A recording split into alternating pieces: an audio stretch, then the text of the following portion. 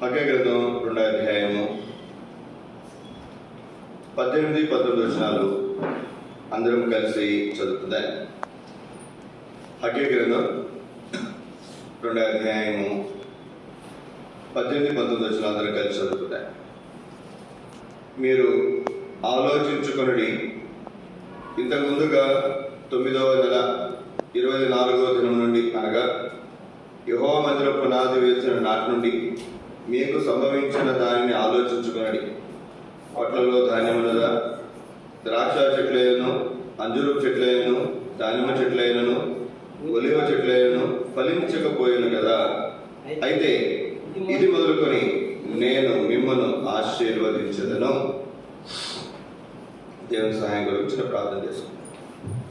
మోకరించగలిగినటువంటి వారు మోకరించండి, మోకరించలేని వారు దయతో మీ తలలో తులసిగా పెట్టి మీకు మనం చేస్తాం.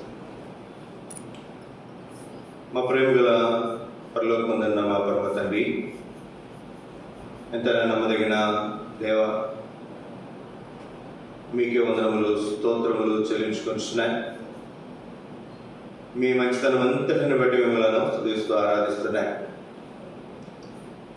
మంచి దేవుడు, మంచి అనుగ్రహించేవాడు, మీకే స్తుతులు స్తోత్రములు చెల్లించుకోవచ్చు.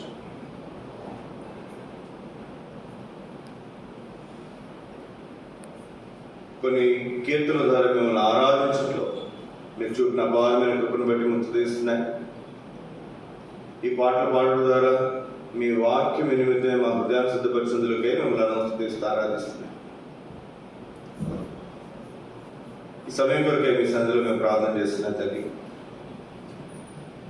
నా మటుకు నేను అపనమ్మకస్తున్న పితృడు తప్పినటువంటి వారిని కలువరి రక్త పోషణ తెచ్చుకొనిచుండగా నా ఆత్మ ప్రాణ దేహం మీరు కడుగు పవిత్రపరిచి పరిశుద్ధపరచు.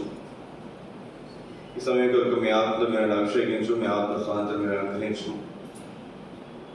మిమ్మల్ని ఆరాధించేవారు ఆత్మతో సత్యంతో ఆరాధించేవారు కనుక మీరే మా మధ్యలో మీ ఆత్మ కార్యాలను మీరు జరిగించు. ఈ సమయాన్ని మీరు మాకు ఆశ్చర్యకరంగా నిర్మించు. మీ నమ్మకత్వాన్ని మీరు రుజువుపరచుకోండి. మీరు మాత్రమే మంచి దేవుడు, అందరిని బట్టి మంచి తీస్తారు. మీ కార్యములన్నింటిని బట్టి మిమ్మల్ని అనుమతిస్తూ ఆరాధిస్తారు. మీ దగ్గర ఏర్పాట్లు వచ్చు. ఈ సమయాన్ని మీరు మాకు ఆశ్చర్యకరంగా మీరు ఉంచమని, మేరకే మీరు మమ్మల్ని జ్ఞాపకం చేసుకోవాలని యేసు పరిశుద్ధ నామం స్తుతించి ప్రార్థించి అడిగి వేడుకుంటున్నాము తండ్రి, ఆమేన్. దేవుని వాక్యముల నుండి హగ్గయి గ్రంథము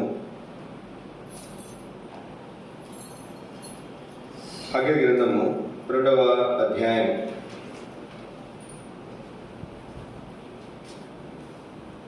18-19 వచనాలు తీసుకొని బిగ్గరగా చదవండి. మీరు ఆలోచించుకున్నది, ఇంతకు ముందుగా 9వ నెల 24వ దినం నుండి, అనగా యెహోవా మందిరపు పునాది వేసిన నాటి నుండి మీకు సంభవించిన దాన్ని ఆలోచించుకున్నది. పొట్లలో ధాన్యం ఉన్నదా? ద్రాక్ష చెట్లైనను, అంజూరు చెట్లైనను, దానిమ్మ చెట్లైనను, ఒలీవ చెట్లైనను ఫలించకపోయాను కదా.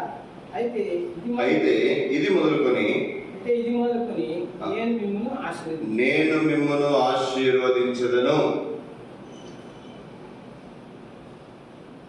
ఈ వాక్యం మన ఈ ప్రయోజనం కొరకు మన కొన్ని తలంపులు చూడడానికి ప్రయత్నం చేద్దాం.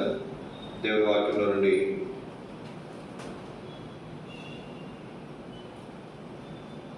ఇక్కడ ఆశీర్వాదము అనే మాట మనం చూస్తున్నాం. ఈ ఆశీర్వాదం మాట దేవుడే తాను సెలవిస్తున్నాడు. ఇది మొదలుకొని నేను మిమ్మల్ని ఆశీర్వదించదను అంటున్నాడు. ఇది మొదలుకొని నేను మిమ్మల్ని ఆశీర్వదించదను. దేవుడు ఆశీర్వదించేవాడు. మనం ఇంతకుముందు కూడా చూస్తూ వచ్చాం, మరొకసారి మనం చదువుదాం. అలా దేవుడు మానవుని సృష్టించినప్పుడు ఎందుకు సృష్టించాడంట? చూడండి 1వ అధ్యాయం ఆదికాండము 1వ అధ్యాయం దేవుడు 27 చదువుతున్నా. దేవుడు తన స్వరూపమందు నరుని సృజించెను, దేవుని స్వరూపమందు వారిని సృజించెను, స్త్రీని గాను పురుషుని గాను వారిని సృజించెను. దేవుడు వారిని ఆశీర్వదించెను. ఎట్లనగా, మీరు ఫలించి అభివృద్ధి పొంది విస్తరించి భూమి నిండించి దానిని లోపరుచుకుని సముద్రపు చేపలను ఆకాశ పక్షులను భూమి మీద ప్రాకు ప్రతి జీవిని ఏరుడని దేవుడు వారితో చెప్పాను. దేవుడు వారిని ఆశీర్వదించి, అసలు దేవుడు మానవుని సృజించినప్పుడే దేని సృజించాడంటే, సృజించి ఏం చేశాడంట? ఆశీర్వదించాడు. అదే మాట మనం 1వ అధ్యాయం మనం చూస్తున్నాం. దేవుడు వారిని ఆశీర్వదించను. పాట కూడా మనం పాడతాం కదా, ఆశీర్వదించడి యేసు అరణ్యములో పోషించను 5,000 మందిని. ఆయన ఆశీర్వదించే దేవుడు. ఆశీర్వదించడమే ఆయనకు తెలుసు. అయితే ఇక్కడ మనం చదివితే ఈ మాట, దేవుడు మానవులను సృజించిన తర్వాత, దేవుడు మానవులను ఆశీర్వదించిన తర్వాత ఏమైపోయాడు? దేవుడు మానవుడు తప్పిపోయాడు. ఎంతగా తప్పిపోయాడు అంటే, ఆశీర్వదించబడినటువంటి స్థలం ఏదైనా వనంలో నుండి వెళ్ళగొట్టబడేంతగా తను తప్పిపోయాడు. ఇప్పుడు మనం దేవుని వాక్యంలో మనం జాగ్రత్తగా ఆలోచన చేస్తే రండి, ఇప్పుడు హగ్గై గ్రంథానికి వద్దాం. అక్కడ ఏ విధంగా అయితే పాపం ప్రవేశించి ఆదాము ఏదైనా వనంలో నుండి దేవుని ఆశీర్వాదంలో నుండి మరి వారు తప్పిపోయారు. అదే ఆదికాండం 3వ అధ్యాయం ఒక మాట మనం చదివి మనం ముందుకు వద్దాం. ఆదికాండం 3వ అధ్యాయం 17 ఆయన ఆదాముతో, నీవు నీ భార్య మాట విని తినవద్దని నేను నీకు ఆజ్ఞాపించిన వృక్షఫలములు తింటివి గనుక నీ నిమిత్తము నేల శిపింపబడినది, ప్రయాసంతోనే నీవు బ్రతుకుతంలో నీవు దాని పంటను తిందువు. ఆశీర్వాదం నుంచి 3వ అధ్యాయంలోకి వచ్చేసరికి ఏ స్థితిలోకి వచ్చాడు మానవుడు? శాపం, శపించబడినటువంటి స్థితిలోకి పోయాడు. తనను బట్టి ఏం శపించబడిందంట? తాను ఏ నేల నుండి తీయబడ్డాడో ఆ నేల శపించబడింది. ఏ నేలది? ఏ నేల అండి? మనం ఉన్న ఈ భూమి. ఏ నేల మట్టి నుండి అయితే ఆదాము తీయబడ్డాడు తప్పినప్పుడు, మళ్ళా ఆ నేల మీదకే పంపించబడ్డాడు. ఇప్పుడు ఆదాము ఎక్కడున్నాడు? భూమి మీద ఉన్నాడు. అంటే ఈ భూమి మీదే ఆయన ఉన్నాడు ఇంతకుముందు. కాబట్టి తన నిమిత్తమై ఈ భూమి శపించబడింది. ఆశీర్వదించడం దేవుని ఉద్దేశం అయితే, శాపానికి కొని తెచ్చుకున్నాడు మొదటి మానవుడు. అలాగే మన జీవితాల్లో కూడా రక్షించబడకమునుపు పాపపు లోకంలో, పాప ప్రజల మధ్యలో, పాపంలో జీవించినటువంటి వారు, పాపానికి శాపానికి మనము పాత్రులము, నరకానికి మనం పాత్రులము, మన ఆశీర్వాదాలకు ఏమాత్రం పాత్రులము కాదు. అయితే దేవుని ప్రియకుమారుడు మన సొంత రక్షకుని యేసుక్రీస్తు ఈ లోకానికి వచ్చడం ద్వారా, కలువరి శిలువలో ఆయన కాచిన రక్తంలో మన పాపమును కడుగుట ద్వారా, మన నీతిమంతులుగా తీర్చబడటం ద్వారా మనం రక్షించబడ్డాం. మనం రక్షించబడిన తర్వాత ఏదైతే మొదటి ఆదాములో పోగొట్టుకున్నామో, కడపటి ఆదాములో మరి సమస్తాన్ని మనం సమకూర్చుకోవడానికి దేవుడి కృప అనుగ్రహించారు. అయితే రక్షించబడిన తర్వాత కూడా ఎన్నోసార్లు తప్పిపోయి, నష్టపోయి, మరలా శాపాన్ని మనం ఏం చేస్తే చెప్పండి, కొని తెచ్చుకో. ఇప్పుడండి హగ్గై గ్రంథానికి వస్తే మనం చదివినటువంటి భాగం హగ్గై గ్రంథం 776 పేజ్ 2వ అధ్యాయం 18-19 మీరు ఆలోచించుకోనండి. ఇంతకుముందు 9వ నెల 24వ దినం నుండి అనగా యెహోవా మందిరం పునాది వేసిన నాటి నుండి మీరు సంభవించిన దానిని ఆలోచించుకోనండి. కొట్లలో ధాన్యం ఉన్నదా? ద్రాక్ష చెట్లైన, అంజూరు చెట్లైన, దానిమ్మ చెట్లైన, ఒలివ చెట్లైన ఫలించకపోయినా అయితే ఇది మొదలుకు నేను మిమ్మల్ని ఆశీర్వదించాను.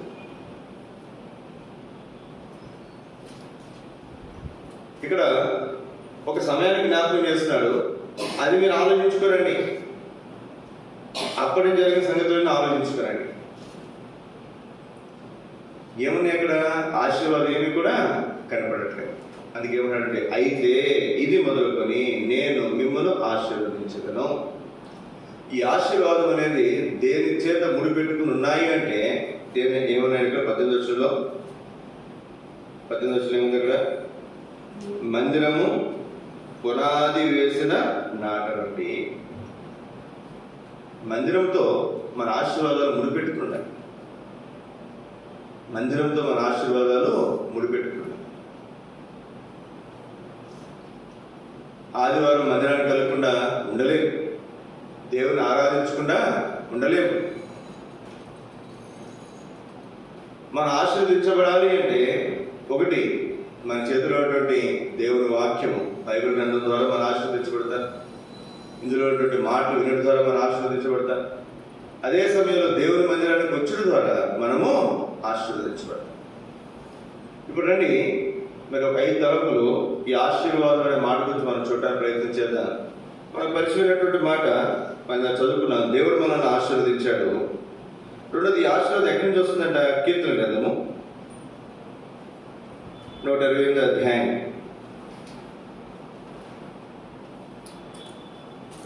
5వ వచనం. సియోనులో నుండి యెహోవా నిన్ను ఆశీర్వదించును.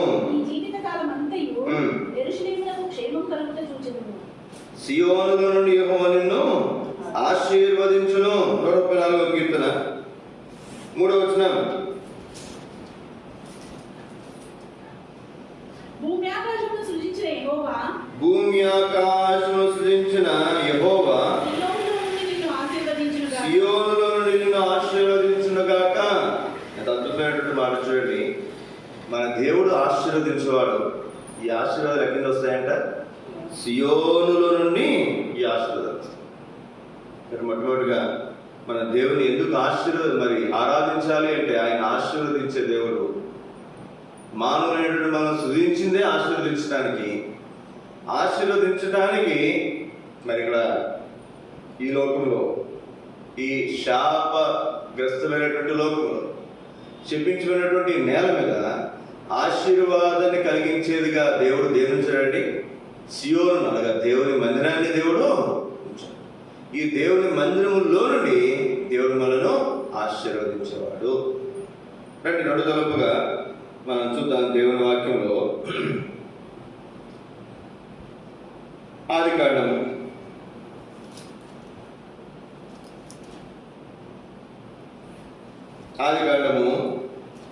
2వ అధ్యాయం 12వ అధ్యాయం 2వ వచనం. నిన్ను గొప్ప జనముగా చేసి నిన్ను ఆశీర్వదించి నీ నామమును గొప్ప చేయుదును. నీవు ఆశీర్వాదముగా ఉందువు. 12 ఉండగా మీరు నేను గొప్ప జనముగా చేసి నిన్ను ఆశీర్వదించి, తర్వాత నీవు ఆశీర్వాదముగా. రెండో మాట మనం చూస్తే, మనం ఆశీర్వదించబడటం మాత్రమే కాదు, మనము ఇతరులకు ఎలా ఉంటామంట? ఆశీర్వాద కారణంగా ఉంటాం. ఎంత ఆశ్చర్యం చూడండి. ఇంకొంచెం ముందుకెళ్తే ఇక్కడే దేవుని వాక్యంలో ఆదికాండము 30వ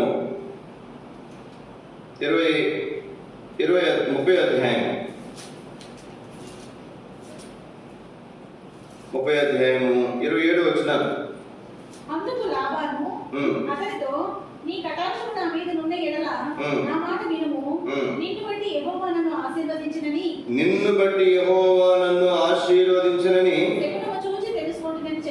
శకునము చూచి తెలుసుకుంటుని. చూడండి, అబ్రహామును బట్టి భూమి మీద ఉన్నటువంటి జనాంగములన్నింటినీ కూడా దేవుడు ఆశీర్వదించాడు. అంతేకాదు తన కుమారుడైనటువంటి యాకోబు, మనవడైనటువంటి యాకోబుని బట్టి ఈ మాట మనం చదువుకుంటున్నాం. ఏం చేసినట్టే లాభాలు ఏమన్నా చెప్పండి. నీ కటాక్షం నా మీద ఉన్నట్లా నా మాట విను, నిన్ను బట్టి యెహోవాను ఆశీర్వదించను. ఎప్పుడైనా ఇంటికి వెళ్ళామనుకున్నాను, వారికి ఒక మాట చెప్తాను. ఒకవేళ వారు ముఖ్యంగా హైందువులు అయితే, మా ఇప్పటి వరకు 30 సంవత్సరాలు, 40 సంవత్సరాలు, 20 సంవత్సరాలు అయింది కదా మీ జీవితంలో. ఈరోజు జరిగిన సంగతులన్నీ మీరు చూశారు కదా, మంచిది. ఇప్పుడు యేసుక్రీస్తుని నమ్మి చూడండి.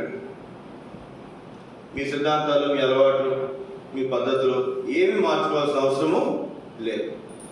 ముందు నమ్మి చూడండి. నమ్మిన తర్వాత ఈ రోజు నుంచి మీరు ఒక 3 నెలలు లేదా ఒక 6 నెలలు టైం పెట్టుకుని నమ్మి చూడండి. ఈ 3 నెలలు లేదా 6 నెలలు జరిగిన సంగతులన్నీ మీరు బేరీజు వేసుకురండి. ఈ దేవుడు ఉన్నాడు అని అనిపిస్తే మీరేం చేయండి, ఈయన నమ్ముకోండి. లేదనుకో, ఇంతకుముందు మీ దేవుడు ఉన్నారుగా, వాళ్ళు నమ్ముకోండి. ఇప్పుడు లాభాను ఏం చేస్తాడంటే శకునం చూడటం అంటే, నేను అనుకుంటాను యాకోబు రావడానికి ముందు తన ఆస్తితో లెక్క పెట్టుకుంటాడు. ఎన్ని గొర్రెల మందులు ఉన్నాయి, ఎన్ని పశువుల మందులు ఉన్నాయి. యాకోబు వచ్చిన తర్వాత అన్నీ కూడా లెక్కించుంటాడు. ఇప్పుడు ఏమర్థమైంది అతనికి, యాకోబు రావటం ముందు కంటే యాకోబు వచ్చిన తర్వాతే దేవుడు తనను లేదా తన ఆస్తి ఎక్కువ విస్తరించింది. ఎంత ఆశ్చర్యం చూడండి. మనల్ని బట్టి దేవుడు ఇతరులను ఆశీర్వదించేవాడు. ఇంకొక మాట ఇక్కడ మనం చూస్తే, ఇదే మాట మరి యోసేపు గురించి కూడా మనకు బాగా పరిచయం. ఆ మాట చదువుకుందాం. 39వ అధ్యాయం, ఆదికాండం 39వ అధ్యాయము 5వ వచనం. అతడు తన ఇంటి మీదను తనకు కలిగినంతటి మీదను అతని విచారణకర్తగా నియమించిన కాలం మొదలుకొని యెహోవా యోసేపు నిమిత్తము ఆ ఐగుప్తుని ఇంటిని ఆశీర్వదించాను. యెహోవా ఆశీర్వాదము ఇంటిలోనేమి పొలంలోనేమి అతను కలిగిన సమస్తం మీదను ఉండెను. ఎవరిని బట్టి ఎవరిని ఆశీర్వదించాడు దేవుడు? ఏమండి,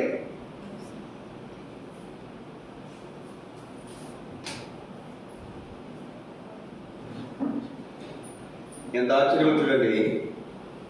యోసేపుని బట్టి దేవుడు ఐగుప్తిని ఆశీర్వదించాడు. శ్రీ సోదర సోదరి, ఉదయకాల సమయంలో మనం పనిచేస్తున్నటువంటి స్థలాలు, మనల్ని బట్టి మన యజమాను వారు ఒకరు యేసుక్రీస్తు నమ్ముకోకపోవచ్చు, వారు ఎరగకపోవచ్చు యేసుక్రీస్తుని. అయినప్పటికీ దేవుడు వారిని ఆశీర్వదించారు. ఎంతట్లో మనకు ఒకటి అర్థమవుతుంది, మన దేవుడు ఆశీర్వదించే దేవుడు, ఆశీర్వదించే దేవుడు. రండి, 3వ తలుపుగా మీకు జ్ఞాపకం చేస్తాను నేను. 3వ తలుపుగా రండి. 24వ అధ్యాయం, 24వ అధ్యాయం ఆదికాండం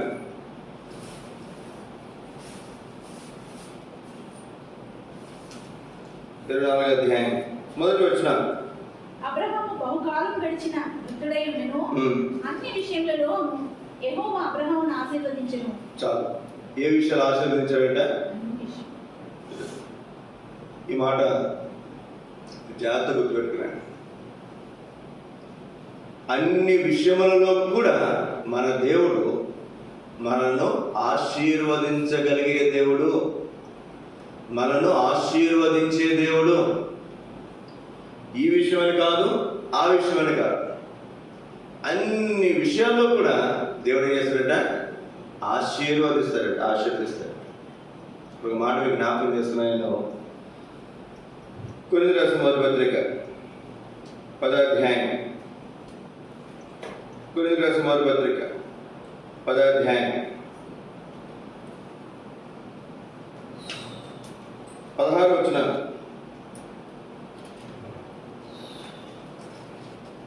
కొరింథీయులకు రాసిన మొదటి పత్రిక 10వ అధ్యాయం 16వ వచనం. మనము దీవించు ఆశీర్వచనపు పాత్రలోనిది త్రాగుట క్రీస్తు రక్తంలో పాలు పుచ్చుకొనుటయే కదా. క్రీస్తు రక్తములో పాలు పుచ్చుకొనుటయే కదా. మనం విరుచు రొట్టె తినుట క్రీస్తు శరీరంలో పాలు పుచ్చుకొనుటయే కదా. మనం పాలు పొందేది ఆయన శరీరం సాధించిన రొట్టెలో, ఆయన రక్తంలో సాదృశ్యమైన ద్రాక్షరసంలో మనం పాల్గొంటున్నాను. ఈ ద్రాక్షరసం గురించి మాట్లాడుతూ మనం దీవించు ఆశీర్వచనపు పాత్ర. ఈ పాత్ర ఏంటంటే ఆశీర్వచన పాత్ర. మన మధ్యలో ప్రతి ఆదివారం కూడా ప్రోగ్రాం ఉంటుంది. ఇంకెక్కడ లోకంలో కనబడదండి. మీరు ఎన్ని రకాల దేవుళ్ళని మీరు చూసుకురండి, ఎక్కడికి సిద్ధాంతము లేదు. గుడికి వెళ్ళినప్పుడు ఆశీర్వదించే బల అట్లాంటివి ఉంటే తప్ప అనుకోక నీ మాట అంటానని హైందువులు గుడికి వెళ్ళినప్పుడు పైన సెట్టగోపురం పెడతారు. సెట్టగోపురం కదండి, దాన్ని హేళన మాటలే సెట్టగోపురం పెడతానంటరా అంటే ఏంటి ఇట్లా అని ఏం తీసుకుంటారు ఇక్కడ మన కాళ్ళకి ఏదైనా పెడితే అప్పుడు ఏం చేస్తారు చెప్పండి, సెట్టగోపురం. ఎదురా సెట్టగోపురం పెడుతున్నాం ఎదురా అన్నట్టుగా ఎగతాళిగా మాట్లాడతారు దాన్ని కొంతమంది. నేను అందరి గురించి మాట్లాడట్లేదు, మనం దాని గురించి తప్పుగా కూడా మాట్లాడట్లేదు, వేరే ఉద్దేశంతో కూడా మాట్లాడట్లేదు. అయితే మనం గమనించాల్సినటువంటి మాట, మన మధ్య ఉన్నటువంటి ప్రభు వల్ల ఏమిటంటే ఆశీర్వచనపు పాత్ర. ఇందులో పాలు పుచ్చుకొనుట, ఇది ఆశీర్వాదం. ఇదేం చెప్పండి, ఆశీర్వాదం. అందుకే రక్షించబడినటువంటి దేవుని బిడ్డలుగా, బాప్తిసం పొందినటువంటి దేవుని బిడ్డలుగా ప్రతి ఆదివారం కూడా ప్రభువులో మనం పాల్గొని పొందేవారుగా మనం ఉంటాం. చాలా చర్చిల్లో కూడా ఈ ప్రభువుల ప్రతి ఆదివారం ఉండదు. కొన్ని స్థలాల్లో 6 నెలలకు ఒకసారి, సంవత్సరాలకు ఒకసారి ఉంటుంది. కొన్ని మందిరాల్లో నెలకు ఒకసారి ఉంటుంది. అంటే దయచేసి భక్తులు గారు ఇచ్చినటువంటి సంఘ దర్శనంలో ప్రతి ఆదివారం కూడా మన ప్రభువులను కలిగి ఉంటాం. ఈ ప్రభువులు మనం ఏం చేస్తుందంటే దీని పేరేంటంటే ఆశీర్వచనపు పాత్ర. కాబట్టి ఇందులో మనం యోగ్యంగా పాల్గొని పొందడం ద్వారా మనము, మన బిడ్డలు, మన కుటుంబాలు, మన సంఘం ఏం చేయబడుతుందండి, ఆశీర్వదించబడుతుంది. అన్ని విషయంలో దేవుడు మనల్ని ఆశీర్వదించేవాడు. మనం ఆశీర్వదించబడటం సదుపాయాన్ని కూడా మన మందిరంలో దేవుడు మన మధ్యలో ఉంచాడు. 4 తలంపుకారండి. ఈ ఆశీర్వాదంలో ఒక ప్రత్యేకమైనటువంటి సంగతి మీకు జ్ఞాపకం చేస్తాను. నేను యోగ గ్రంథం 42వ అధ్యాయం, యోగ గ్రంథం 42వ అధ్యాయం 12వ వచనం. యోబు 42:12. యెహోవా యోబును మొదట ఆశీర్వదించినంత కంటే యెహోవా యోబును మొదట ఆశీర్వదించినంత కంటే మరి అధికముగా ఆశీర్వదించెను. అతనికి 14,000 గొర్రెలను, 6,000 ఒంటెలను, 1000 జతల ఎడ్లను, 1000 ఆడుగాడిదలను కలిగెను. మరియు అతనికి 7 కుమారులను, 3 కుమార్తెలను కలిగింది. 15. ఆ దేశమంతటను యోబు కుమార్తెలంత సౌందర్యవతులు కనబడలేదు. వారి తండ్రి వారి సహోదరులతో పాటు వారికి స్వాస్థ్యములనిచ్చెను. ఇప్పుడు కొడుకులతో పాటు కూతుళ్ళు సమానము అంటున్నారు. ఎప్పుడండి? ఇప్పుడు కానీ కొత్త నిబంధనలోనే కాదు, పాత నిబంధనలో యోబు కాదు మాట్లాడకండి. అబ్రహాము, ఎవరు? అబ్రహాము కాలంలో ఉన్నటువంటి వ్యక్తి, సమకాలికుడు అబ్రహాముతో. ఆ దినాల్లోనే యోబు ఏం చేశారని చెప్పండి, తన కూతురికి కొడుకుతో పాటు సమానమైన వాట ఇచ్చాడు. ఎంత ఆశ్చర్యం! మరి స్త్రీలకు కూడా ఆస్తిలో హక్కు అనేసరికి నాకు గుర్తున్నంతవరకు మరి కరెక్ట్ అనుకుంటున్నా నేను. ఎన్టీ రామారావుని గెలిపించారు సీఎంగా కదండి, అదే వాటి అర్థం చేసింది. స్త్రీలకు కూడా సమానంగా వాళ్ళకి ఆస్తిలో హక్కు ఉందనేసరికి వెంటనే సీఎం అయిపోయాడు.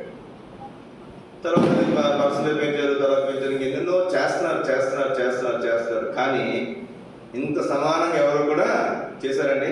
లేదు, సమానంగా ఇచ్చారండి. కొడుక్కి ఒక 10 ఎకరాలు ఇస్తే కూతురు కూడా 7 కొడుకులు, 100 ఎకరాలు ఉన్నాయి అనుకున్నాడు. 7 కొడుకులు 3 కూతురు, మొత్తం అందరికి ఎలా ఇచ్చారంటే 10 ఎకరాలు ఇచ్చారు.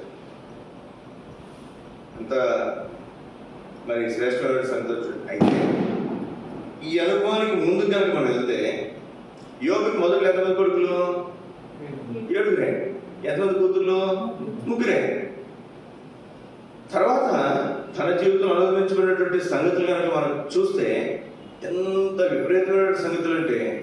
ఉన్న ఆస్తి మొత్తం ఒక్క రోజులో పోయి. ఎన్ని రోజులు పెట్టిందంటే ఒక్కరోజే.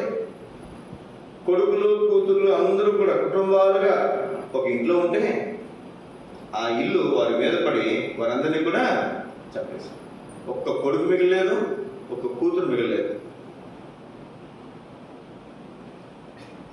తన శరీరం అంతా కూడా పైనుంచి కింద వరకు ఏమన్నా చెప్పండి, కురుకులు, పచ్చి కురుకులు, చిన్న పీకులతో గోక్కున్నాడంట. ఒకసారి మనం గోక్కుంటాం, గోక్కున్నప్పుడు గోర్లు ఉంటే పర్లేదు, గోర్లు లేకపోతే ఏం చేస్తారు చెప్పండి, కొంతమంది గోర్లు ఉండవు, వాళ్ళు ఏం చేస్తారు, ఏదైనా తీసుకుని గోక్కు. ఇక్కడ మనం చూస్తే గోర్లతో చేతితో గోక్కోవడం కాదంట, ఆ స్థాయి దాటిపోయింది. చిల్ల పీకులు తీసుకుని గోక్కుంటాడంట. అంత దురద, విపరీతమైనటువంటి దుర్వాసన. అది చూసి భార్య ఏమని చెప్పండి, చావు పో, దేవుని దూషించి మరణం కమ్ము అంది. తన భార్య తనను అసహించుకునేంతగా తన స్థితి మారిపోయింది. అయితే దేవుడి వల్ల తనను దర్శించాడు, శ్రమల్లో నుండి తనను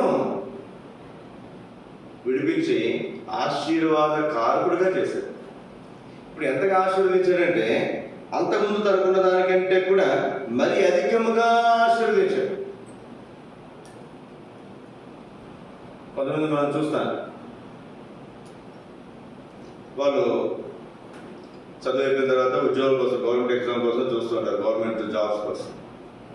గ్రూప్ 1, 2, 3, 4 అట్లా ఉంటాయి. ముందు ఏదో దాంట్లో జాయిన్ అయిపోతారు, ఏదో ఒకటి. వచ్చిన తర్వాత సంతృప్తి ఉంటుందా అండి? కొంతమంది చాలా అనుకుంటారు, కొంతమంది మాత్రం కాదు, మళ్ళా కష్టపడి మళ్ళీ కొంచెం పై స్థానానికి వెళ్ళడానికి ప్రయత్నం చేస్తారు. ఈ మధ్యన ఒక కలెక్టర్, నా జ్ఞాపకం వరకు లేడీ అనుకుంటా, బ్లైండ్, గుడ్ ఆవిడ, అంతేనండి, స్త్రీనే కదా, స్త్రీనే.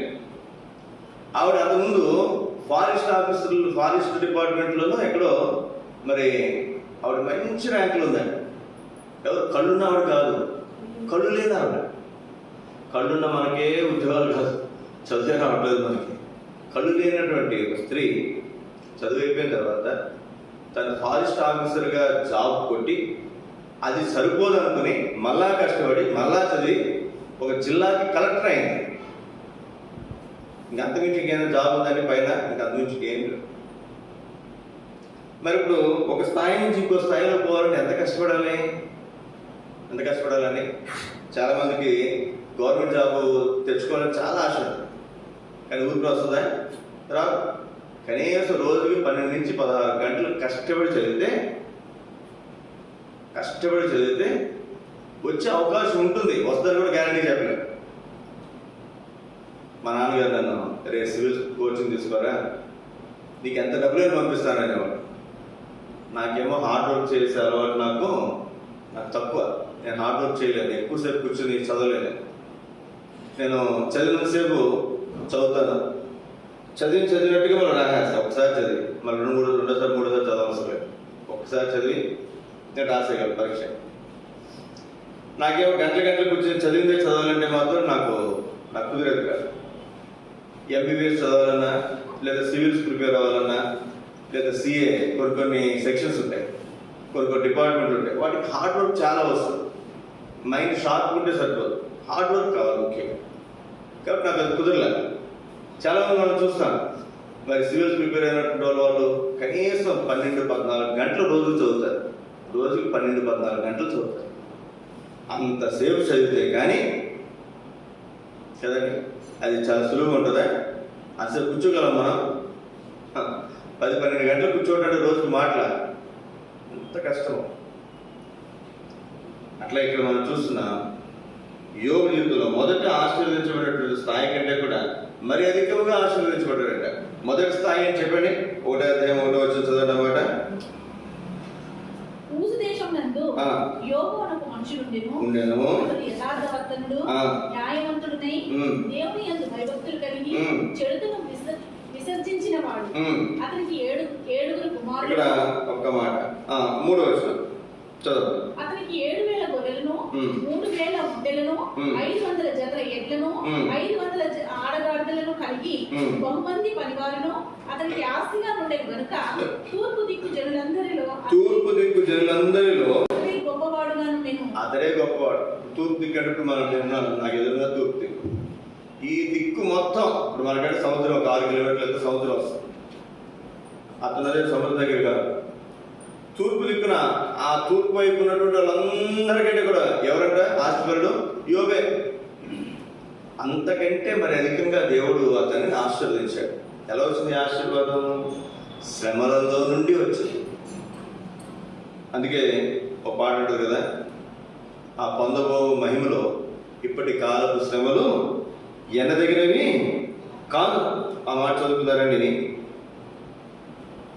యోబు గ్రంథం మనిషి రోమిలకు రాసిన పత్రిక రోమ 8వ అధ్యాయం. రోమిలకు రాసిన పత్రిక 8వ అధ్యాయము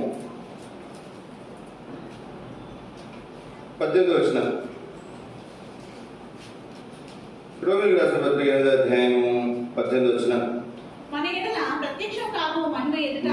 ఎడల ప్రత్యక్షము కాబో మహిమ ఎదుట ఇప్పటి కాలపు శ్రమలు ఎనదగినవి కావని ఎంచుచున్నాము.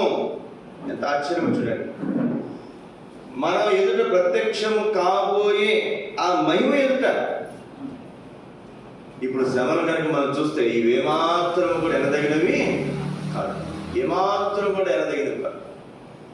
సోదర సోదరి, ఈ ఉదయకాల సమయంలో మనం గమనించాల్సిన ప్రాముఖ్యమైన సమయం. నువ్వు శ్రమలు గుండి వెళ్తున్నావా? ఇరుకులు గుండి ఇబ్బందులు గుండి వెళ్తున్నావా? అయితే ఒకటి మాట గుర్తుపెట్టుకో, మొదట ఉండిన ఆశీర్వాదం కంటే కూడా అధికముగా దేవుడిని ఆశీర్వదించడానికి ఈ పరిస్థితిలో దేవుడు నిన్ను తీసుకుని పోతున్నాడు. ఒక మాట ప్రకటన గ్రంథంలో మనం చూస్తాం. ప్రకటన గ్రంథం 7వ అధ్యాయం. ప్రకటన 7వ అధ్యాయం 14 వచ్చినాను.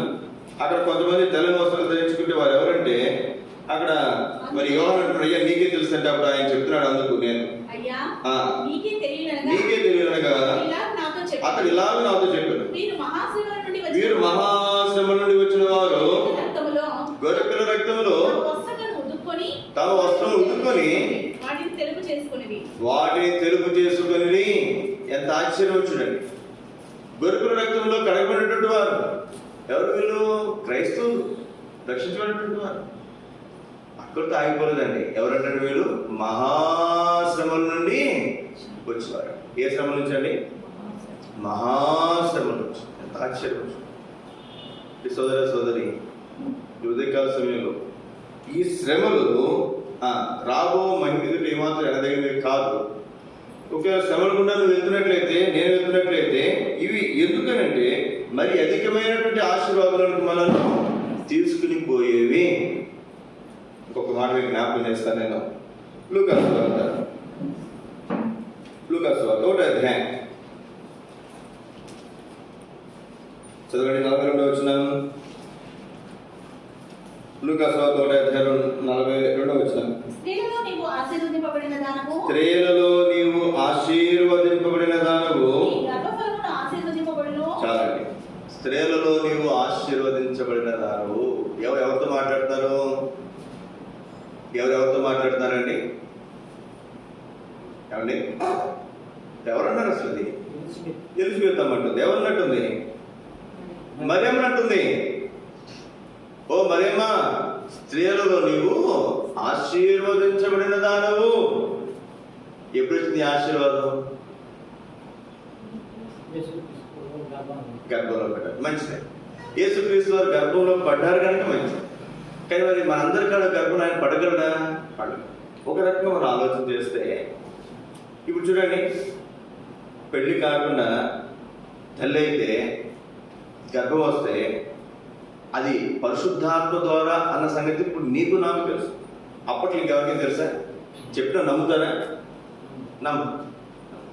ఆ విషయం ఏసేపుకి తెలిసే ఏసేపు ఏమనుకుని చెప్పండి, ఆవిడ అవమానపరచడం ఇష్టం లేక రహస్యంగా విడిచిపెట్టేద్దాం అనుకుంటాడు. అదెంతో అవమానం, అదెంతో నింద. మన కొన్నిసార్లు మనం చూస్తుంటాం. మరి ఏదో పరిస్థితులు బట్టో, ఏదో సంగతులు బట్టో, లేదా వాళ్ళు చెప్పుకోలేని కారణాలు బట్టో వారు మరి పెళ్లి కాకుండా లేదా వేరే సంగతుల్లో వారికి ఏదైనా మరి గర్భం వస్తే వారి గురించి ఎంతగా మాట్లాడతారు చెప్పండి కదండి. లోకం కోడే కూస్తుంది అంటారు కదా. ఎంత నింద, ఎంత అవమానం అది. ఇక్కడ మనకు మాట చదువుకుందా ఇదే అధ్యాయంలో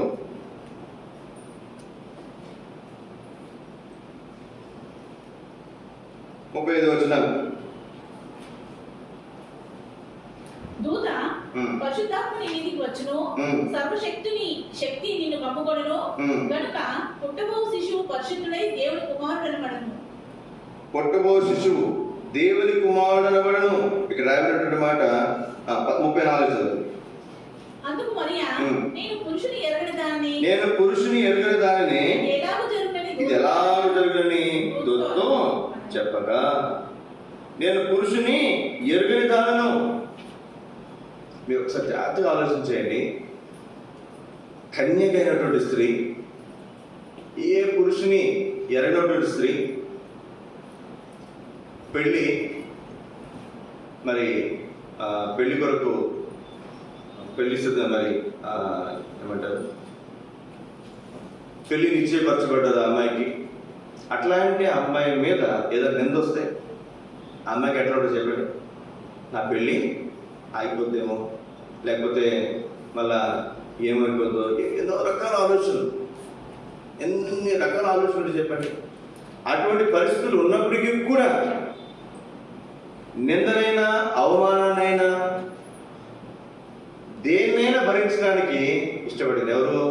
మరియ అంటుంది కదా. ఏమంటుంది ఇక్కడ చూడండి అన్నమాట. 37వ వచనం. అందుకు మరియ, ఇదిగో ప్రభు దాసురాలు, నీ మాట చొప్పున నాకు జరుగునుగాక. ఆశ్చర్యం. మనం చిన్నపాటి నిందలు, చిన్నపాటి మరి అవమానం వస్తేనే తట్టుకుంటామా? నేను చిన్నప్పుడు మరి నన్ను కొట్టినేమనుకోను కానీ మాట అంటే మాత్రం పడేవాడు. కొట్టినా కత్తికి పట్టించుకున్నాడు, మాట అంటే మాత్రం పడేవాడు. అట్లాంటిది నేను చేయింది కనుక చేసేవంటే మాత్రం బలకోపం కదండి. చేయింది చేసేమనటమే నిందించడం. సహజంగా చాలా మందికి ఎలా ఉంటుందంటే నిందిస్తే ఊరుకోరు, ఏది చిన్న మాటకే మన తప్పు. అట్లాంటిది ఈ మరియమ్మ ఎంత నింద అవమానమైనా సరే దాన్ని భరించడానికి ఇష్టపడిందో చూడండి. ఇప్పుడు ఏమైందంటే ఆవిడ, స్త్రీలలో నీవు ఆశీర్వదించబడిన దానవు. ఈ మాట మనం చెప్పకూడదు కానీ ఇప్పుడు కొన్ని సహవాసాలు, ముఖ్యంగా ఆశ్చర్యం అట్లాంటి సహవాసాల్లో యేసుక్రీస్తు కంటే కూడా ఎక్కువ ఎవరు పూజిస్తారు? మరియమ్మనే పూజిస్తారు. అది మనం చేయకూడదు. యేసుక్రీస్తుకు గర్భం మరి జన్మించదు మాత్రం ఆవిడ దేవతని బైబిల్ ఎక్కడ కూడా, లేదా ఆవిడ ఏమి మన కోసం ప్రాణం పెట్టినట్టు ఎక్కడ మనం చూడాలి. అట్లాంటి సంగతులు లేవు. మీకు అర్థం కావాలంటే మరి కాన వివాహంలో యేసుక్రీస్తు తల్లి వచ్చి యేసుక్రీస్తు వారికి చెప్తే, అమ్మా నాతో నీకేం పని అని ఆవిడ్ని మరి పక్కనే ఉంచినట్లుగా మనం చూస్తాం. ఆవిడ ఎక్కడ అంటే తల్లిగా కనపరిచాడు కానీ మరి దైవత్వ విషయంలో ఆయన ఏమాత్రం కూడా మరియమ్మను కనపరిచినట్టుగా ఎక్కడ కూడా మనము చూడాలి. అయితే మనం గమనించాల్సిన ప్రాముఖ్యమైన సంగతి, ఈ లోకంలో స్త్రీలలో ఆశీర్వదించబడినటువంటి వారు ఎవరంటే ఎవరు చెప్పండి? మరియమ్మే. ఎందుకని చెప్పగలం? యేసుక్రీస్తు వారు శిలువ మోసుకుంటూ వెళ్తుంటే అక్కడ స్త్రీలు ఏమన్నారు చెప్పండి? ఏమన్నారు? అమ్మా అయ్యా, నువ్వు పుడిచిన స్థలములు ధన్యములు, అంటే నీ తల్లి ధన్యురాలు. ఏదైనా గొప్ప సంగతులు కూడా ఎవరికి వెళ్తాను ఇక్కడ, అబ్బా ఎవరికన్నారా బాబు బిడ్డను అంటారు కదండి. కాబట్టి స్త్రీలలో నీవు ఆశీర్వదించబడినటువంటి దానం. నింద అవమానాల తర్వాత మనకేమొస్తుందండి? ఆశీర్వాదం. ఒకసారి ఆశీర్వాదం డైరెక్ట్గా వస్తుంది, ఒక్కొక్కసారి శ్రమల తర్వాత వస్తుంది, ఒక్కొక్కసారి నింద అవమానాల తర్వాత వస్తుంది. ఇవన్నీ ఎందుకనంటే మనం ఆశీర్వదించబడటానికి. అందరూ బట్టి ప్రభువును స్తుతించి ఆరాధించే వారంగా మనం ఉంటాం. చివరికి ఒక మాట మీకు జ్ఞాపకం చేస్తాను. నేను 24 అధ్యాయం లూకా సువార్త.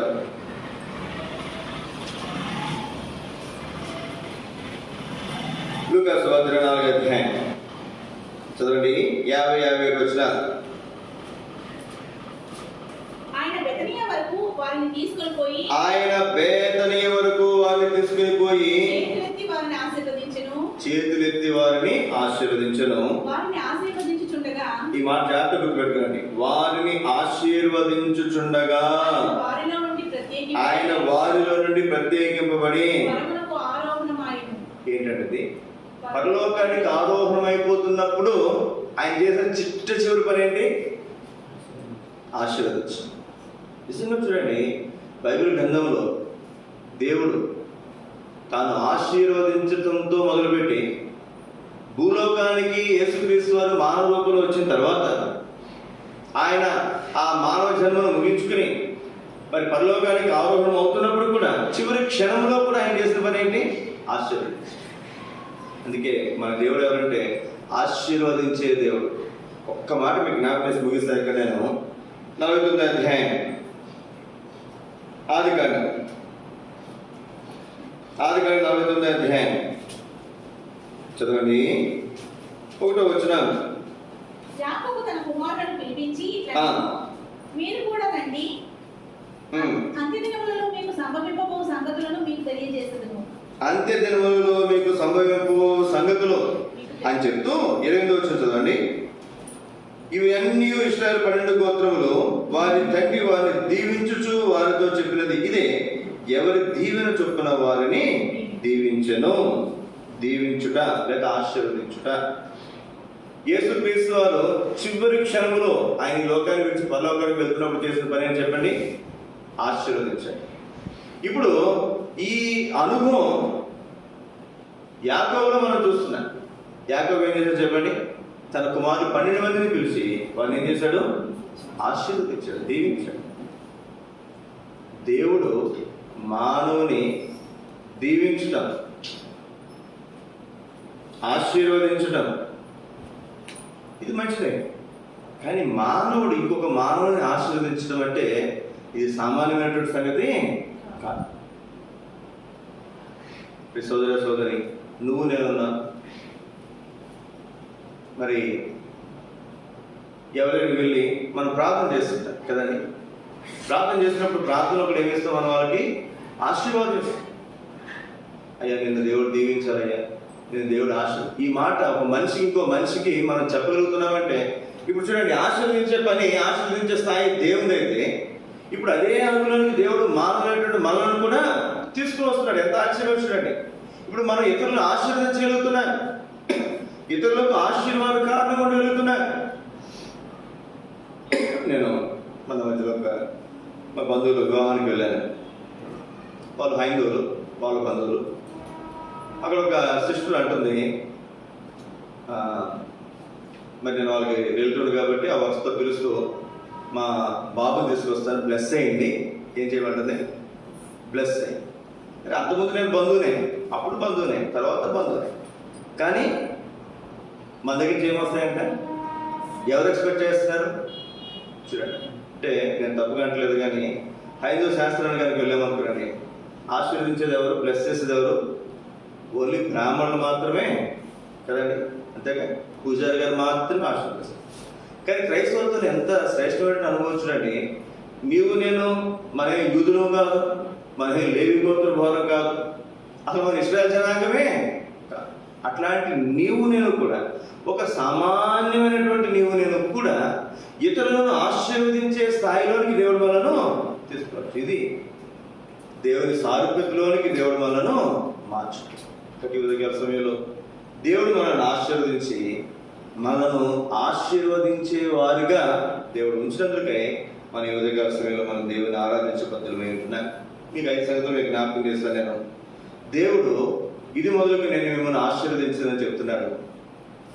మొదటిగా మనం మానవుని సృష్టించినప్పుడు మరి సృష్టించి ఆయన అంటున్న మాట, దేవుడు వారిని ఆశీర్వదించను.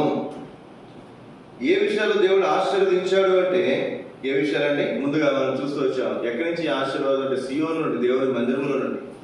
రెండోది మనం చూస్తూ వచ్చాం, ఎక్కడి నుంచి దేవుడు మరి ఆశీర్వదించాడంటే సీయోను నుండి అంత మాత్రమే కాదు, ఏ విషయాల్లో దేవుడు ఆశీర్వదించాడంటే అన్ని విషయాల్లో మనం ఆశీర్వదించబడడానికి మన మధ్యలో ఆశీర్వచన పాత్ర దేవుడు ఉంచాడు. మూడవదిగా మనం ఆశీర్వదించబడటం మాత్రమే కాదు, మనల్ని బట్టి ఇతరులను దేవుడు ఆశీర్వదిస్తాడు. అబ్రహామును బట్టి భూలోకంలో ఉన్న సంతానం అంతటినీ కూడా తన సంతానం ద్వారా దేవుడు ఆశీర్వదించాడు. యాకోబును బట్టి లాభాలను ఆశీర్వదించాడు. యోసేపును బట్టి ఐగుప్తీయుని యొక్క ఇంటిని మనల్ని బట్టి దేవుడు ఇతరులు కూడా ఆశీర్వదించేవాడు. అంత మాత్రమే కాదు, ఈ ఆశీర్వాదాలు ఎక్కడున్నాయంటే మరి కొన్ని మన శ్రమల గుండా వెళ్ళడం ద్వారా మునుపటి కంటే ఎదుగుమైనటువంటి ఆశీర్వాదాలు మనం రావడానికి అవకాశం ఉంది. అత్యధికమైనటువంటి ఆశీర్వాదాలు నింద అవమానాల తర్వాత కూడా దేవుడు మనలను మరి అత్యధికంగా దేవుడు ఆశీర్వదించేవాడు ఉంటాడు. అంటే మనం ఆశీర్వదించబడడానికి నిందలు, అవమానాలు, శ్రమలు, కష్టాలు ఇవి ఒక సాధనాలుగా దేవుడు వాడుకుంటాడు. చివరిగా ఆశీర్వదించే పని దేవుడిది. అదే స్థానము దేవుడు మరి మనుషులకు ఇస్తున్నాడు. యాకోబు తన కుమారులందరినీ కూడా ఆశీర్వదించాడు. ఇప్పుడు నీవు నేను కూడా ఇతరులను ఆశీర్వదించగలుగుతున్నాను. ఇతరులు ఏం చేయగలుగుతుంది చెప్పండి? ఆశీర్వదించగలుగుతారు. దేవుని బిడ్డగా ఇతరులు మనం ఆశీర్వదించగలుగుతున్నాం. కాబట్టి ఈ స్థానము దేవుని సారూప్యతలోనికి దేవుడు మనను మారుస్తున్నాడు. అందుని బట్టి మనం ఆయన్ని స్తుతించి ఆరాధించబద్ధమై ఉంటున్నాం. అందరు లేచిపడే పాట మనం పాడుకుంటా అందుకని